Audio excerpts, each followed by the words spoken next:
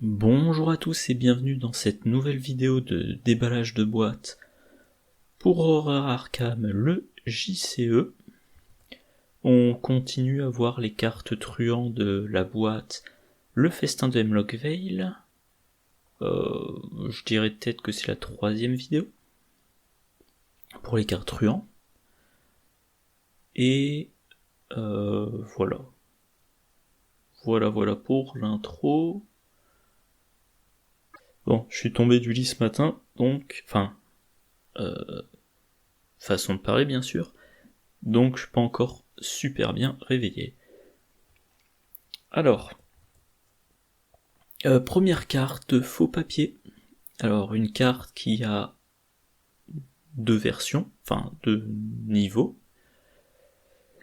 Version de niveau 0, c'est un soutien qui coûte 3, qui occupe un emplacement de main, qui a les traits objet et illicite.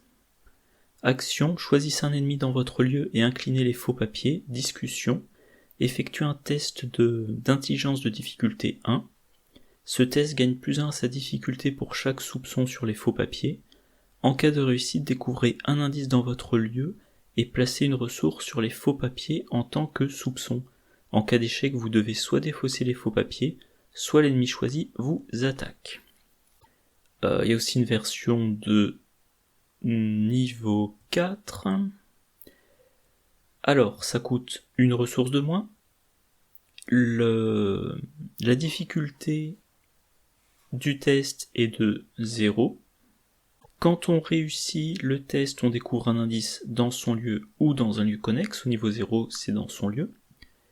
Si on réussit avec un écart de 1 ou moins, donc on réussit de 0 ou de 1, on met une ressource sur les faux papiers en tant que soupçon, mais si on réussit de 2 ou plus, on met pas de soupçon. Et donc la difficulté du prochain test n'augmente pas. Et en cas d'échec, au lieu que ça soit on le défausse ou l'ennemi attaque, c'est on le renvoie dans sa main. Et il me semble qu'il y a une note... Voilà. Et oui, j'oublie un truc important. Au niveau 0, on doit incliner. Donc on l'utilise une fois par round. Et au niveau 4, plus besoin de l'incliner. Voilà, je crois que j'ai fait le tour des différences. Alors, premier truc à faire, c'est une discussion et on a un test de difficulté croissante. On a un test avec une difficulté qui sera croissante, donc bien évidemment, comme je l'ai dit plein de fois dans ce cycle de vidéos, tenue élégante. Faux papier de niveau 0, le premier test a une difficulté de 1. Si on réussit, le test suivant a une difficulté de 2. Si on réussit, le test suivant a une difficulté de 3, etc. Avec la tenue élégante, on passe à difficulté de 0, puis difficulté de 0, puis difficulté de 1, 2, etc. etc. Avec la version niveau 4, on commence à 0, et si on réussit assez le test, si on réussit le test de 2 ou plus, on n'augmente pas la difficulté. Je vérifie la technique, ouais. On n'augmente pas la difficulté, donc premier test, c'est sur ses difficultés 0, deuxième test, c'est sur ses difficultés 0, troisième test, pareil, on est sûr d'être à difficulté 0, et quatrième, cinquième, sixième test, etc., il est possible qu'on reste toujours à difficulté 0 si on a assez bien réussi. Ou alors qu'on commence à avoir des difficultés qui augmentent 1, puis 2, puis bon, etc. Voilà. Alors, l'effet secondaire, l'effet en cas d'échec, avec la version de niveau 0, on doit le défausser. Mais si on y a accès, on peut mettre dans son deck récup de niveau 0 ou idéalement de niveau 2. Alors il faudra faire des enquêtes, parce que là, faux papier, on fait une discussion, pas une enquête. Pour rappel, discussion, ça a l'avantage qu'on ne se prend pas d'attaque d'opportunité. Ça veut dire aussi que quand on utilise faux papier, on n'est pas concerné par la valeur occulte du lieu, ok. Mais voilà, si vous avez été obligé de défausser faux papier, il faudra faire une enquête, la réussir de 2 ou plus, pour pouvoir récupérer l'exemplaire de faux papier et le mettre dans sa main ou le jouer. Par contre, avec la version de niveau 2, je regarde mes onglets pour voir quelle était ma logique, voilà. Avec la version de niveau 2,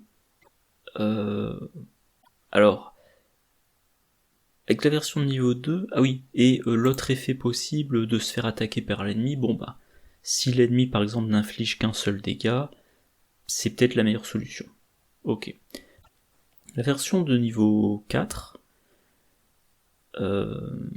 si on échoue, on le renvoie dans sa main. Alors, pour ne pas échouer, eh ben, on veut éviter que la difficulté augmente trop, donc on veut ne pas avoir à mettre de soupçons sur la carte, et pour ça il faut réussir de 2 ou plus. Et les truands ont une carte qui peut les aider, c'est l'atout cavalier d'épée. Quand vous devriez réussir un test de compétence, vous gagnez +1 à votre valeur de compétence pour ce test. Vous avez le droit de défausser le cavalier d'épée pour gagner +3 à la place. Donc, vous utilisez faux papier de niveau 4, vous réussissez de 0, bon ben vous avez réussi de 0, vous mettez un soupçon dessus, mais si vous réussissez de 1, vous transformez votre réussite de 1 en réussite de 2, vous mettez pas de soupçon, et ça vous garantit normalement de réussir des tests pendant plus longtemps. Et si dans votre deck éventuellement vous avez mis 2 copies du cavalier d'épée, et ben quand vous réussissez de 0, vous utilisez les deux, pas de soupçon. Quand vous réussissez de 1, vous n'utilisez qu'un des deux, pas de soupçon non plus. Donc les tests restent, après application du modificateur de la tenue élégante, restent à difficulté 0. Seul l'échec automatique vous fait rater, et vous êtes tranquille concernant la réussite des tests. Et si à un moment donné vous ratez votre test, vous renvoyez faux papier dans votre main, et pareil, il y a la possibilité d'avoir dans son deck Joé le rat vigile, action rapide, vous dépensez une ressource, vous choisissez faux papier, vous les jouez en payant son coût, donc action rapide plus 3 ressources, 1 plus 2, vous remettez en jeu faux papier. Voilà. Dans quel deck on met cette carte? Bah, évidemment, Alessandra Zorzi. L'action de discussion ne prend pas une des 3 actions standards. Voilà. Autre investigatrice, pour qui ça peut être très intéressant, Trish Scarborough. Voilà, réaction. Après que vous avez découvert au moins un indice dans un lieu où se trouve un ennemi, soit vous découvrez un indice supplémentaire dans ce lieu, soit vous échappez automatiquement à cet ennemi, limite une fois par round. Donc, il y a un ennemi dans votre lieu, vous utilisez faux papier, c'est une discussion, donc pas d'attaque d'opportunité. Et là, si l'ennemi est engagé avec vous, eh ben vous allez probablement choisir de lui échapper automatiquement. Voilà, vous lui avez échappé, il est incliné, il ne peut plus vous infliger d'attaque d'opportunité, donc vous pouvez continuer à enquêter tranquillement. Et si il n'est pas engagé avec vous, par exemple parce que existentiel, je crois que c'est écrit existant, oula, pas bien réveillé, existentiel, voilà. Si vous avez attaché énigme existentielle à l'ennemi dans votre lieu, il est distant, il n'est pas engagé avec vous, il vous infligera pas d'attaque d'opportunité, donc là probablement vous choisissez l'indice supplémentaire, et donc une action, 2 indices, et vous avez vos 2 autres actions pour voilà, vous avez vos 2 autres actions pour prendre éventuellement un 3e, un 4e indice, ou alors 3e action, 3e indice, enfin non pardon, 2e action, 3e indice, 3e action, vous sortez du lieu, face des ennemis, cet ennemi distant, s'il est chasseur, il vient dans votre lieu, et prochain tour, pareil, il vous fournira l'indice supplémentaire.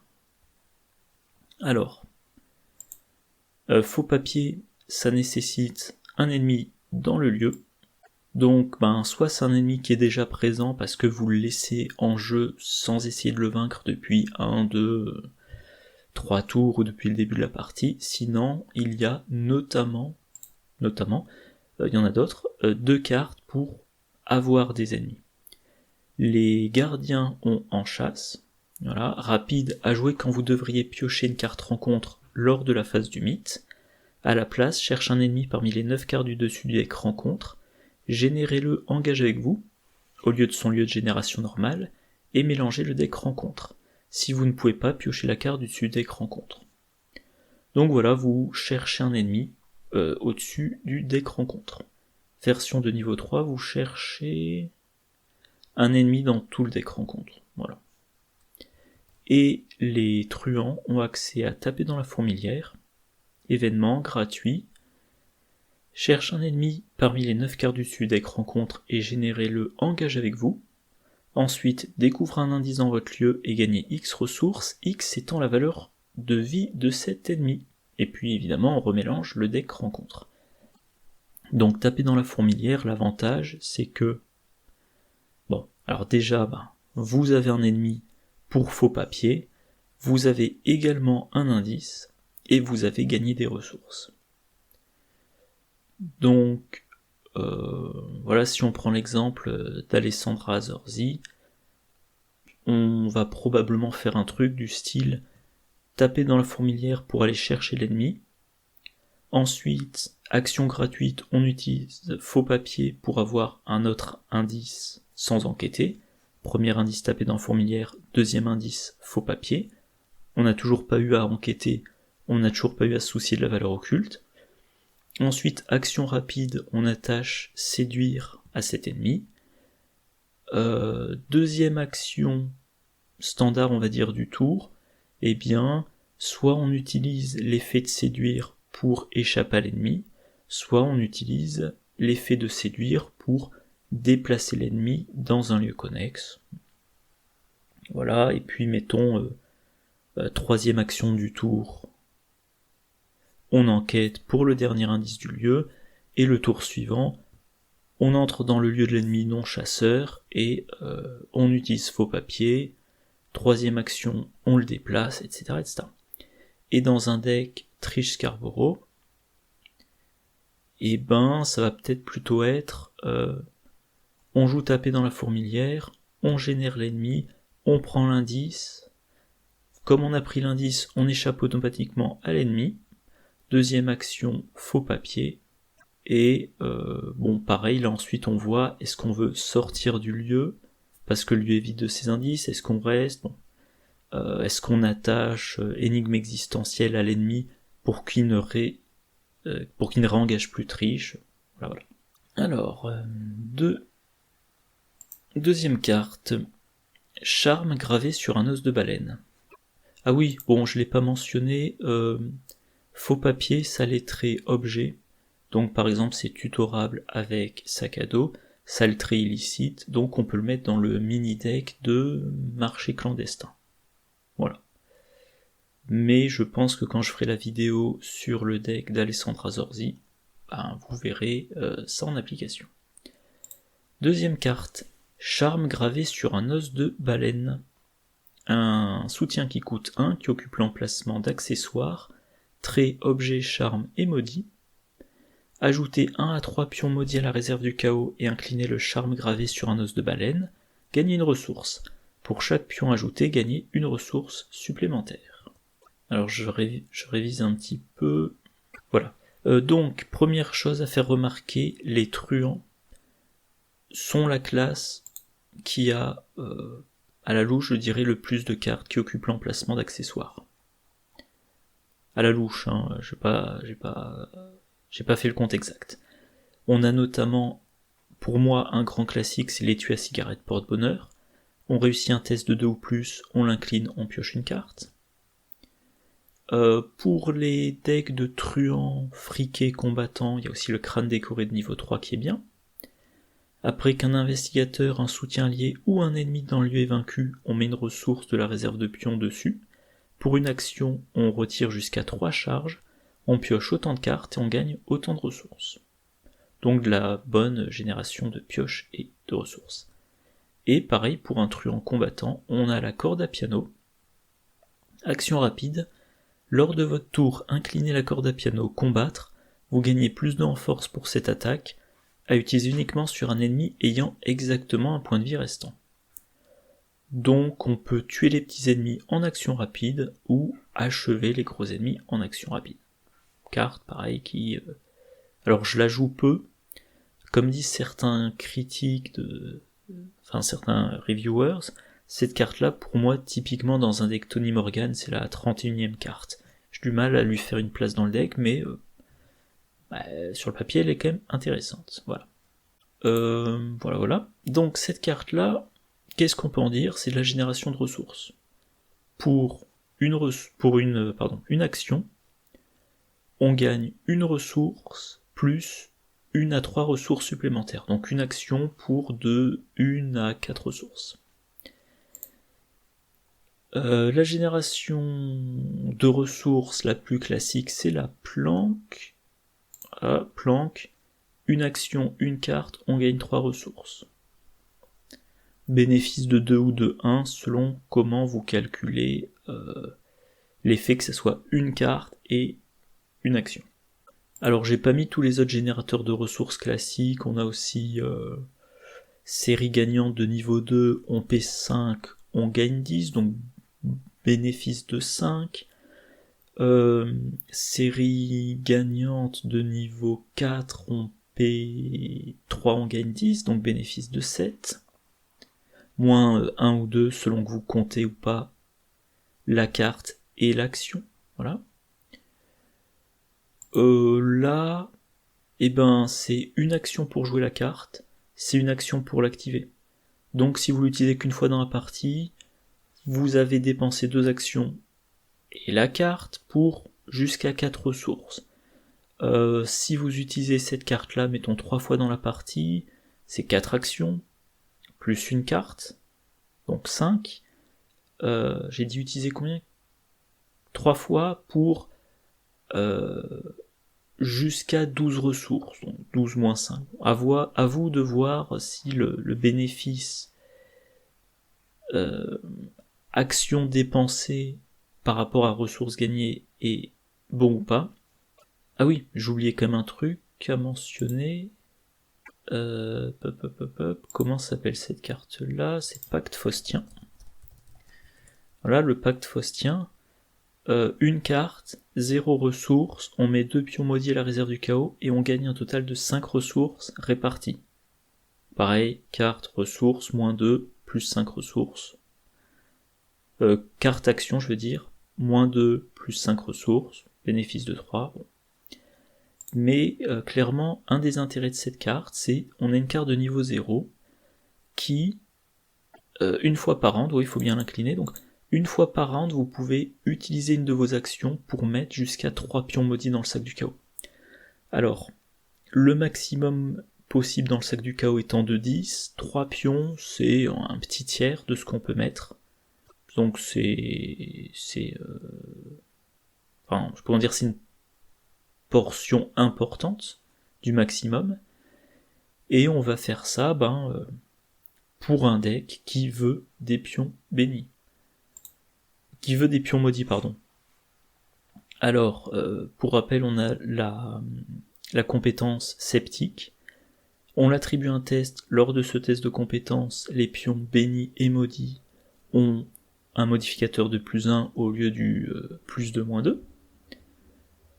Donc si votre deck est plein, si votre sac du chaos, est plein de pions maudits, et que vous en piochez 1, 2, 5 pendant votre test, grâce à Sceptique, vous réussissez votre test, vous réussissez peut-être même avec une grosse marge. On va voir une carte comme l'œil stygien, ça coûte 10, moins 1 par pion maudit dans la réserve du chaos, et plus 3 à chacune des compétences. Bon, évidemment, il faudra voir qui peut cumuler le charme, gravé, blablabla, et l'œil stygien dans son deck. À moins que le truand génère les pions maudits et que le chercheur en tire avantage. et tous ces pions maudits qu'on met dans le sac du chaos... Ah, c'est pas ce à quoi je m'attendais comme onglet suivant, bon bref, peut-être qu'on les met dans le sac du chaos pour identifier le grimoire cryptique, qui nécessite qu'il y ait les 10 pions maudits dans le sac du chaos, ou voilà, c'est une carte typiquement pour un deck qui dit, moi, ça m'intéresse les pions maudits, je vais en avoir plein dans le sac du chaos, voilà, je vais en avoir plein dans le sac du chaos, je m'en accommode grâce à Faux Traité, qui me permet de les retirer du sac du chaos pour les remplacer par un autre pion, ou Traité Blasphématoire, qui fait que ce pion maudit que je viens de piocher, il fait pas un modificateur de -2, mais de +1, et donc voilà. Alors comme je l'ai dit dans plusieurs vidéos, c'est assez dur à critiquer c'est assez dur à critiquer les cartes de ce genre-là parce que les cartes qui mettent des pions maudits dans le sac du chaos, en général, elles ont un effet intéressant, et le pion maudit est une contrepartie. Mais si vous arrivez... Donc schématiquement, vous avez un gros positif, l'effet de la carte, et un négatif, un effet négatif qui est le pion maudit. Si vous faites un deck qui veut des pions maudits, vous avez un positif, l'effet de la carte, et un autre positif, je sais pas si vous voyez bien, voilà, un autre positif qui est le fait que vous avez le pion maudit dont vous avez besoin. Donc, si vous voulez des pions maudits, à vous de voir si ça c'est un bon générateur de pions maudits ou pas. Sachant que dans cette boîte, on a maintenant une compétence, voilà, chance du diable, niveau 0, un icône libre. Quand vous révélez un pion maudit lors d'un test de compétence que vous effectuez, vous avez le droit d'attribuer chance du diable à ce test de compétence depuis votre main. Si vous le faites, chance du diable gagne 3 icônes libres. Donc, vous voulez les pions maudits, pour une raison X ou Y, à un moment donné vous faites un test, vous piochez le pion maudit et vous dites « Ah, là, ça risque de poser problème parce que... je sais pas, parce que c'est un test de volonté et de base j'ai que 2. Donc, au cas où, je sais pas encore, comme je viens de piocher le pion maudit et que j'ai pas pioché mon deuxième pion du chaos, je ne sais pas encore quel va être le résultat du test. Dans le doute, j'attribue chance du diable. Donc, je viens de piocher un -2, je m'attribue un +4 et je vois ce qui suit. Et si ce qui suit c'est un, je sais pas moi, 0, +1 ou signe des anciens, je me dis que ce n'était pas nécessaire d'attribuer chance du diable. Si derrière il y a un -4, je me dis j'ai bien fait d'attribuer chance du diable. Voilà. Voilà. C'est tout ce que j'avais à dire pour cette carte. Donc le petit bilan. Faux papier de l'enquête à une difficulté a priori plus faible que la valeur occulte de votre lieu. Sinon vous faites une enquête basique. C'est une discussion, donc ça vous affranchit de l'attaque d'opportunité. Avec tenue élégante, vous pouvez ramener la difficulté du test à une valeur faible si vous avez faux papier de niveau 0, et vous avez de bonnes chances de maintenir la difficulté à 0 ou 1 si vous avez faux papier de niveau 4. Faux papier de niveau 4, ça permet aussi de trouver les indices dans un lieu connexe. Voilà. À partir du moment où vous jouez un truand enquêteur qui a un style de jeu où on profite de la présence des ennemis pour trouver plus facilement les indices, donc faux papier, suivi, oreille indiscrète, la capacité de triche, tout ça, c'est une très bonne carte. Voilà, c'est une carte très efficace. Et l'autre carte, que je m'y retrouve, voilà, le charme gravé sur un os de baleine, c'est un soutien qui peut vous générer des ressources chaque tour et vous générer des pions maudits. Si vous n'avez pas un deck qui veut des pions maudits, probablement ce coût supplémentaire, ah oui, je l'ai pas précisé, il faut ajouter les pions maudits si on veut avoir plus d'une ressource. Donc, quelque part, il faut qu'il reste de la place dans le sac du chaos pour que l'action de cette carte ait une rentabilité correcte. Voilà, donc si vous ne cherchez pas les pions maudits, cette carte-là est mauvaise. Si vous voulez avoir un sac du chaos rempli de pions maudits, j'aurais pu aussi mentionner les soutiens mystiques du cycle d'Innsmouth, Armageddon, œil du chaos et je sais plus comment s'appelle le troisième. Et ben, c'est une bonne carte de niveau 0 qui, de façon régulière, vous fournit les pions maudits dont vous avez besoin. Voilà, c'est tout pour cette vidéo. La prochaine, lundi. Et si je dis pas de bêtises, ça sera ces 3 cartes-là. Moi, d'ici là, je vous souhaite une bonne journée, une bonne soirée, de bonnes parties, et je vous dis à la prochaine. Au revoir.